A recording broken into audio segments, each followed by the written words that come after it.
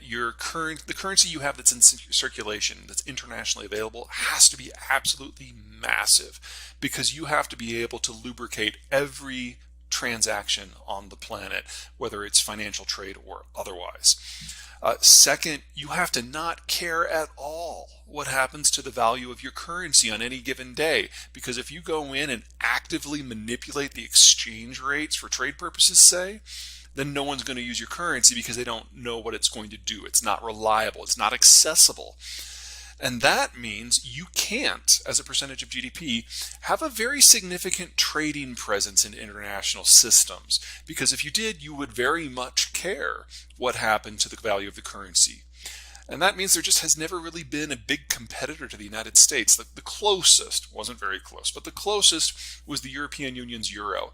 But then back in the 2000s, when they had their banking crisis, they confiscated insured bank deposits to pay for the bailouts. Now, they had to do that for political reasons, but that meant economically that no one would ever use the euro ever again if they could help it.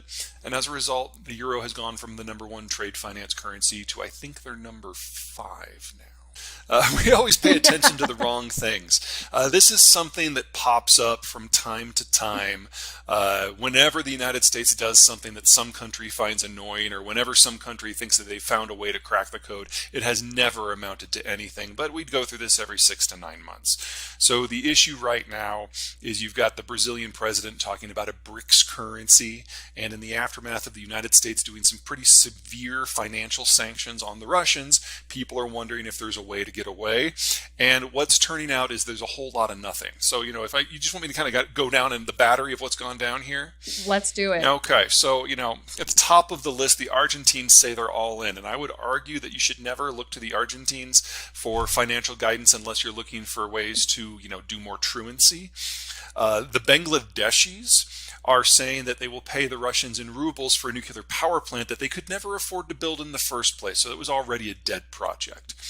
You've got the Brazilians saying they're all on board, but if you look under the hood, you're seeing some very interesting things for the rest of them.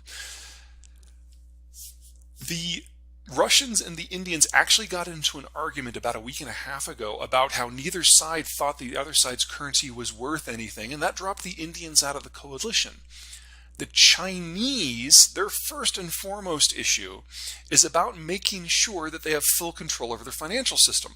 That precludes the very concept of an open internationalized currency exchange. And even today, with all this talk, they're nowhere near the high level that they used to have for the percentage of their trade that was handled in yuan.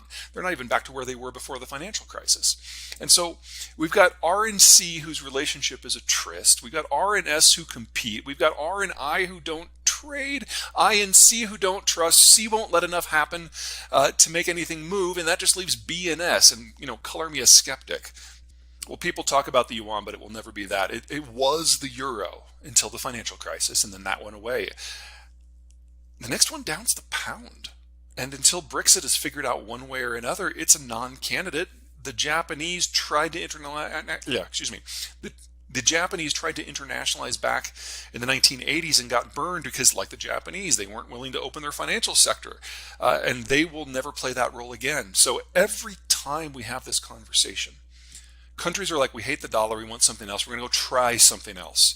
And it always burns them. And then we go back to the dollar. Yes. Those numbers, I'm going to challenge those a little bit. The United States Okay, you're going to challenge the IMF. Well, remember that a lot of countries don't publish their full currency reserve data for national security reasons. But if you look at even what is reported, it's not so much that the dollar has fallen a long way, it's that the euro has basically vanished. So it's not so much that we've switched it from the dollar to other things, it's that we've switched it from the euro to other things. And the Japanese yen and the Canadian dollar are probably the two biggest beneficiaries of that. I want to know if it's legitimate in what way, just that you're over-concentrated in a single asset, is that the concern? It certainly can't happen overnight because there is no alternative. I mean, the only other thing that people toss out there sometimes is gold, but we would need something like 1,000 times as much gold in circulation as we have right now to even try that. It's a volume issue. Well, the financial sanctions actually weaponize the U.S. dollar really for the first time against a significant state. I mean, when you do it against Iran and North Korea, it's really pretty small fry. It doesn't matter. Russia matters. And the Europeans made the decision as part of that process to basically make the euro, from a legal point of view, a subsidiary of the US dollar system. So you now have the three biggest currency blocks in the world, the dollar, the euro, and the yen, that have basically moved into lockstep. And so if you want to have a currency system, you have to have one that is now outside three of the four largest economies in the world, and the remaining one, China, is not convertible. So you are saying that you would have to build an independent currency that trades alongside of these, that is fully convertible to all of them, but is not under their control. So then the question becomes, whose control is it under? Because if it's an independent authority, wow, the best way to get what you want for your country is to bribe the hell out of that authority. And that's one of the reasons why this just can't work. You can really only have one.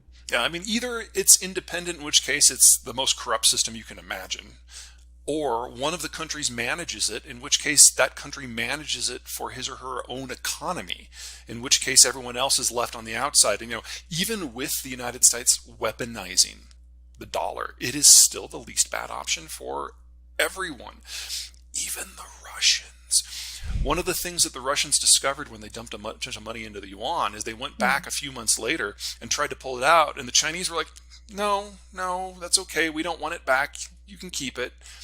And they had to go back to basically pulling dollars off of international exchanges on the black market, and then flying gold around, because it was really the only other option they had.